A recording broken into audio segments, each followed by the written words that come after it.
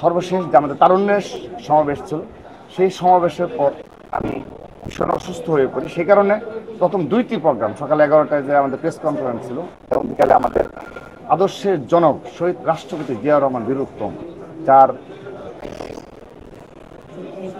আপনার 40তম ছিল মৃত্যুবার্ষিকী শাহাদাত বার্ষিকী উপলক্ষে আপনার ইঞ্জিনিয়ারিং ইনস্টিটিউটে আলোচনা সভা ছিল। তো আমার শরীর এত বেশি খারাপ ছিল, অসুস্থ ছিল, আমি দুটো প্রোগ্রাম একটা অ্যাটেন্ড করতে পারিনি। এখন যে কোনো ব্র্যান্ডের পুরাতন এসি বদলে নতুন ওয়ালটন এসিতে উপভোগ করুন 25% ছাড়। পরবর্তীতে আমি পার্টি হাইকমান্ডকে জানিয়েছি এবং তিনি আমাকে বলেছেন যে 2-3 দিন যেন রেস্ট নিই, কারণ বৃষ্টিতে যে ভিজা হয়েছে এই শরীর নিয়ে যদি আবার যদি জ্বর হয় সে কারণে। তো আমরা সাংগঠনিকভাবে আমাদের সেই সিদ্ধান্ত ছিল, পরবর্তীতে সেটি প্রেস রিলিজে স্পষ্ট হয়েছে।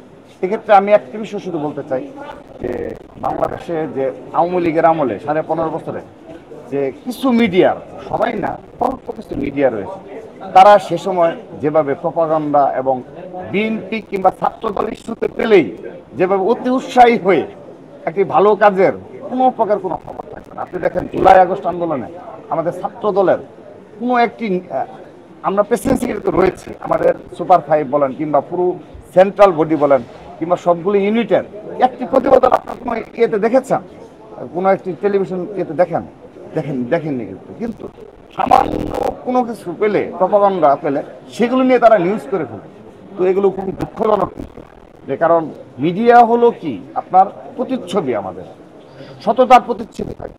সেখানে কিছু না পেয়ে পার্টি হাইকমান্ড বলেন কিংবা পার্টি থেকে কোনো প্রকার কিছু না জেনে ইচ্ছে মতো নিউজ করে দেয়। তা আমি খুবই অবাক হয়েছি, একজন অসুস্থ মানুষকে নিয়ে এভাবে আপনার নিউজ করতে পারে।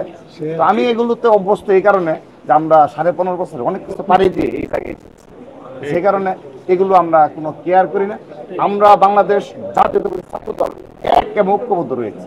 এই প্রপাগান্ডা যারা মনে করে থাকে আমাদের মধ্যে বিভেদ করবে, ছাত্র দলের মধ্যে সামান্য বিভেদ লক্ষ্য হবে, কিংবা আমাদের যারা শীর্ষ নেতৃত্ব রয়েছে, আমরা বলেন, আমি স্পষ্ট ভাষায় বলছি, একজন কর্মী এই বিভেদে আগামীতে অংশগ্রহণ করবে না এবং আমাদের একজন কর্মীর মাঝে বিভেদ থাকবে না ইনশাআল্লাহ। আপনি নেতৃত্বে প্রতিযোগিতা থাকতে পারে রুট লেভেলে, আমাদের মাঝে কোনো প্রকার কোনো শতভাগ আস্থা, ভালোবাসা এবং দীর্ঘদিনের রাজপথের আন্দোলন সংগ্রামের যে হৃদ্যতাপূর্ণ সম্পর্ক, সেটি বজায় রেখেই আমরা ইনশাআল্লাহ কাজ করি।